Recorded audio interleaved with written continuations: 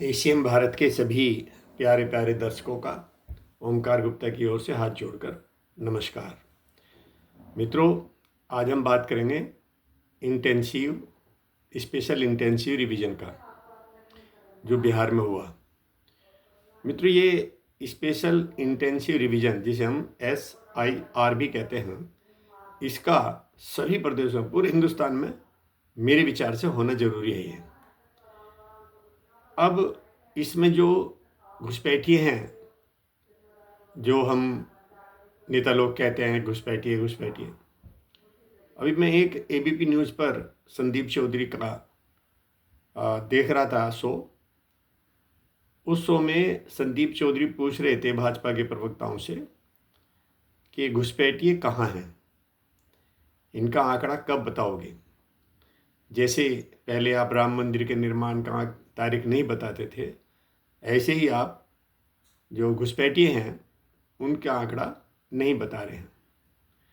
मित्र, ये बात मेरे विचार से, जो मेरी अल्प बुद्धि है उसके विचार से, मुझको ठीक नहीं लगती कि कोई पत्रकार इस तरह की बात पूछे या इस तरह के सवाल करे, जबकि ये स्पष्ट है कि बिहार में SIR होने से पहले जो मतदाता था, लिस्टेड मतदाता था, वो 7,89,00,000 था। यानी कि 7,89,00,000 में हम ये मान के चलते हैं कि वो 7,89,00,000 वोट दे या 7,80,00,000 वोट दे, यानी कि 7,89,00,000 लोगों को, मतदाताओं को मत देने का अधिकार था।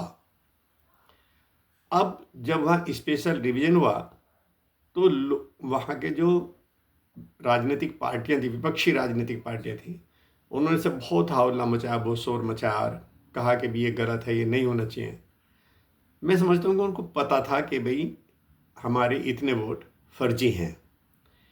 तो जो वोटर भारत के नियमों के अनुसार, भारत के संविधान के अनुसार हिंदुस्तान का वोटर नहीं होना चाहिए और वो वोट देता है, तो उसे हम क्या कहेंगे? मेरे विचार से वही घुसपैठिया है। जिस व्यक्ति को वोट देने का अधिकार ना हो और वो भारत की चुनाव प्रक्रिया में वोट देता है, उसने अपना किसी भी तरीके से पैसे दे के, लालच दे के या किसी भी तरीके से उसने हथकंडे इस्तेमाल करके अपना जो फर्जी वोट बनवाया है, वो वोट कटना चाहिए या नहीं कटना चाहिए। मैं आपके ऊपर छोड़ रहा हूँ, ये आप बताएंगे। जो फर्जी तरीके से वोट देता है, यानी कि जिसको अधिकार नहीं है वोट देने का, वो भी वोट डालता है और उसका नाम मतदाता सूची से कट जाता है, तो उसे आप क्या कहेंगे? ये मैं आपके ऊपर छोड़ता हूँ। आप कमेंट में करके बताएंगे कि क्या हम उसे घुसपैठिया कहेंगे या उसे इलीगल तरीके से वोट कहेंगे, उसका मतलब उसको क्या कहेंगे। ये जनता चूँकि समझदार है, वही बताएगी कि उसको हम क्या कहेंगे। तो दोस्तों, ये जो 7,89,00,000 में से 7 करोड़ जो फाइनल वोटर लिस्ट जारी हुई है, वो है 7,42,00,000 की। इस तरह 47 लाख वोटर जो वहाँ का गायब हुआ है या वो लिस्ट में नहीं आया है। इन 47 लाख जो वोट कटे हैं, आप ही निर्णय करके बताएं, आप ही सोच समझ के बताएं कि ये 47 लाख फर्जी हैं या इलीगल हैं या ये घुसपैठिया हैं। ये आपके ऊपर छोड़ता हूँ। और ये बार बार कहते हैं घुसपैठियों की संख्या नहीं बताओगे, घुसपैठियों की संख्या नहीं बताओगे। ये स्पष्ट दिख रहा है कि 47 लाख कौन है ये। इसके विषय में आप जनता स्वयं निर्णय ले।